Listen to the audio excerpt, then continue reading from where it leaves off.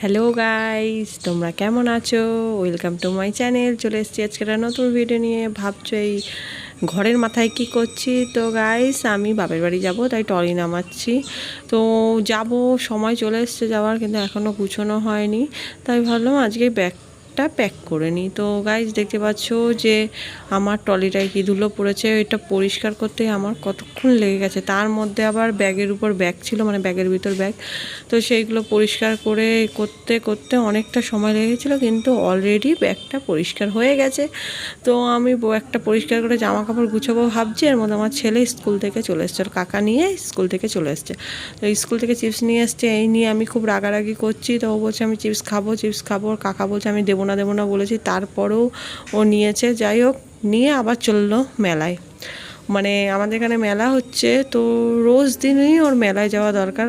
আমাদের এর আগের ভিডিওতে দেখেছিল যে আমাদের সাথে গেছিলো, তো এখন ওর কাকার সাথে গেল। তো দেখতেই পাচ্ছ যে মেলার থেকে দেখো একটা কি বিচ্ছিরি মুখোশ নিয়ে এসছে, মাস্ক। সেটা নিয়ে এখন সবাইকে ভয় দেখাবে। তারপর ম্যাম পড়াতে এসছে, ম্যামের সাথে প্র্যাঙ্ক করলো। আগের ভিডিওতে তোমরা দেখেছিলে যে ম্যামের সাথে প্র্যাঙ্ক করেছিল সাপ নিয়ে। তো ম্যাম কীরকম ভয় পেয়ে গেছিলো, বাট এইবার